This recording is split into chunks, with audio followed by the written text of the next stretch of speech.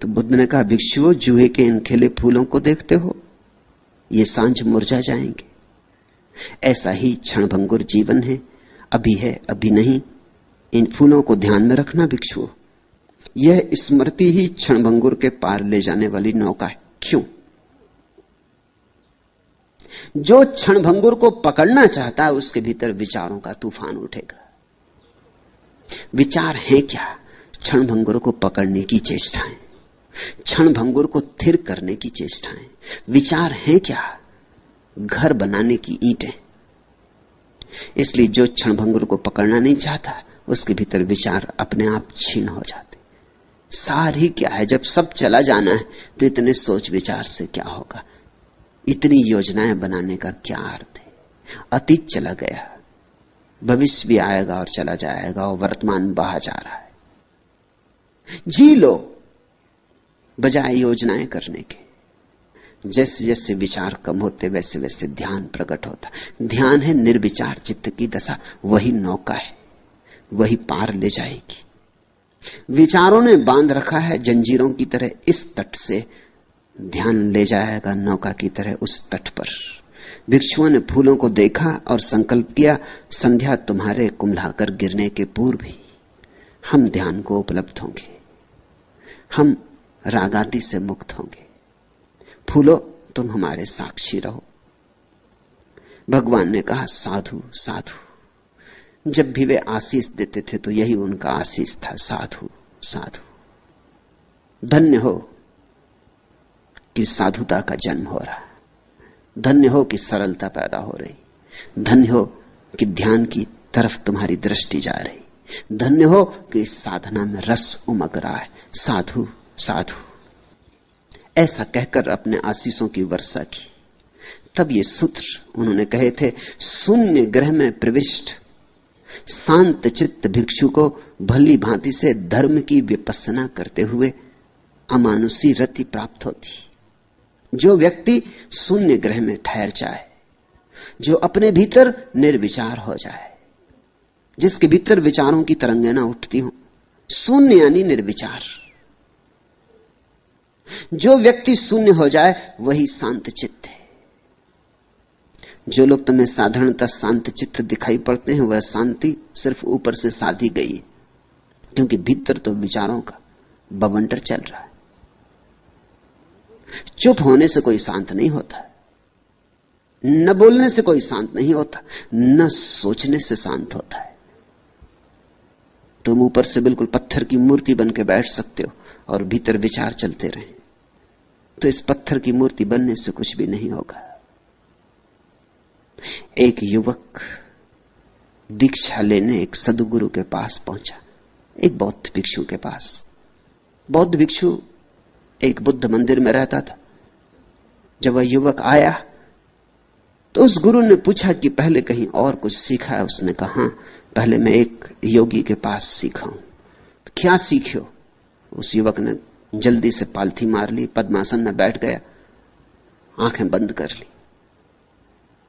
2 minute तक गुरु देखता रहा। उसने कहा कि वह आंखें खोलो और रास्ता पकड़ो। उसने कहा, रास्ता पकड़ू? मैं आपके पास शिष्य होने आया हूं।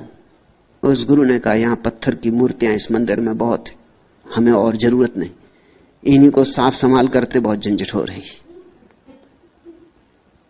ये पद्मासन लगा के तुम बैठ गए, लेकिन भीतर तुम्हारे मैं पूरा बाजार देख रहा हूं। पद्मासन लगाने से क्या होगा? शीर्षासन लगाने से भी क्या होगा? भीतर से बाजार बंद होना चाहिए। वही एकमात्र वास्तविक आसन है। शरीर के आसनों में मत उलझ जाना। असली सवाल मन का है। वहां शून्यता होनी चाहिए तो शांत चित्त होता कोई, और जो शांत चित्त होता वही धर्म की विपස්සना कर पाता है। विपස්සना का अर्थ होता है लौट के देखना। जो पतंजलि के शास्त्र में पतंजलि ने जिसे प्रत्याहार कहा है, पीछे लौट कर जाना, जिसको महावीर ने प्रतिक्रमण कहा है, आक्रमण यानी बाहर जाना, दूसरे पे हमला, प्रतिक्रमण यानी अपने पर आना, जिसको जीसस ने मेटानॉया कहा है, वापसी, उसी को बुद्ध विपस्सना कहते। विपस्सना का अर्थ होता है लौट के अपने स्रोत को देखना। जब विचारों का जाल हट जाता है और सामने सिर्फ शून्य रह जाता, तभी तुम लौट के पीछे देख सकते हो। नहीं तो विचार तुम्हें पकड़े रहते हैं, लौटने नहीं देते।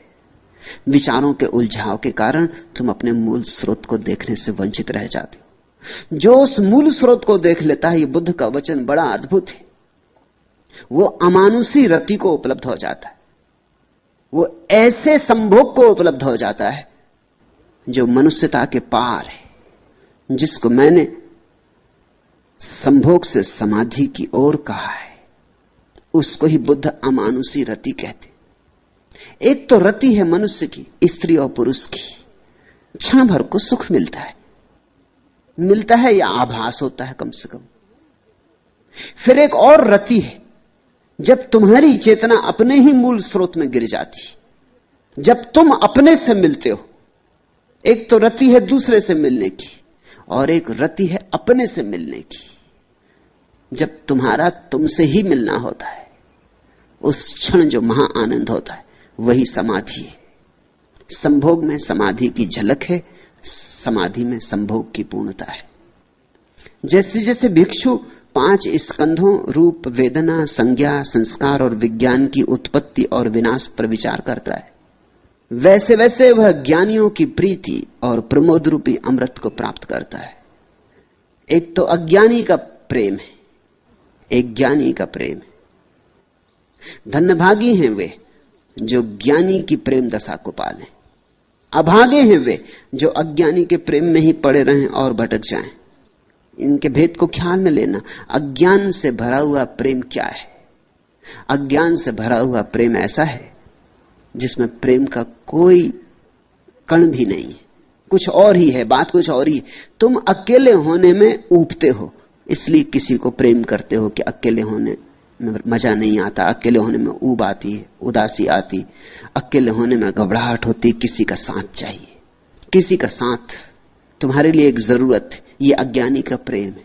ज्ञानी का प्रेम क्या है? ज्ञानी अकेले होने में परम आनंद से भरता, अकेले होने में परेशान नहीं होता, अकेले होने में परम आनंद से भरता है। लेकिन इतने आनंद से भर जाता है कि अब उस आनंद को बांटना चाहता है, किसी को देना चाहता है। अज्ञानी का प्रेम मांगता है, ज्ञानी का प्रेम देता है। बुद्ध ने खूब दिया, समस्त सद्गुरुओं ने दिया। मिलेगा तो देना ही पड़ेगा।